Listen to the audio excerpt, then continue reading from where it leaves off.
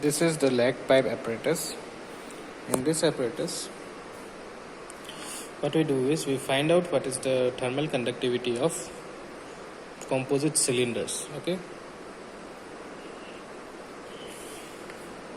composite cylinders. See, we can see the arrangement here. There is a cylinder here. Inside this structure or this stand, we will be having composite cylinders.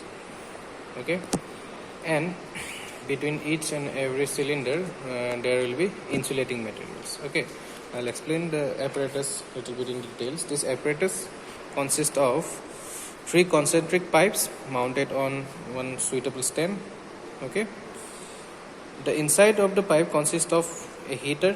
Between first 2 cylinders, the insulating material is asbestos, and between second and third, the insulating material is wooden dust. The temperature sensors with digital temperature indicator are given for the measurement of temperatures. Inside these thermocouples are there, and here is the indicator for different thermocouple. Let's see, it is showing thermocouple 3, thermocouple 2, like this. We can find out the temperature readings of different thermocouples. Okay, the input to the heater is given by this thermostat. Okay, this one. Then and digital voltmeter and ammeter reading is there.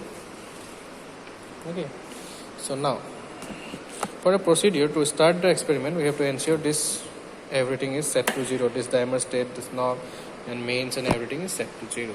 Then what we will do, we'll switch on the mains. Okay, see, we have switched on the mains. This light is on now. Now we'll give supply to the device. Okay, after supplying electricity to the device, we'll set this thermostat or heater input to a volt of 40 to 100 in that particular range. Okay, so after setting this, we have to measure what is the volt reading and what is the amp reading, which will be shown here. Okay,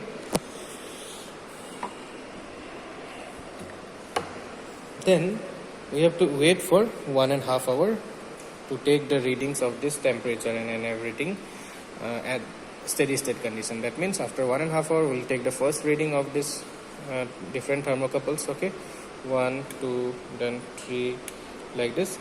Then after 10 minutes we'll take again. Then after 10 minutes we'll take again. And after after taking the readings, we'll see the consecutive readings are same or not. If we achieve to a situation where the consecutive reading are same, we'll stop taking the reading and we'll say that steady state condition is reached. Then we'll use those observation for the calculation purpose for finding out our thermal conductivity. Okay, so you focus on the observation table here. You can see you put the voltmeter reading, ammeter reading here, temperature readings here. Okay, the heat supplied is given by V into I. The temperature difference, it is given by T1. Okay, Tm in the middle and T outside, inside, outside, and middle and outside. All these temperature readings, average temperature, you can find out. Then you can find out what is the effective thermal conductivity from this formula. Okay, now after finding out the thermal conductivity or the calculation or thermal conductivity of a particular whatever calculation you want to do, okay, you have to ensure that finishing the experiment, you have to ensure that everything is shut down and your mains is off. Thank you.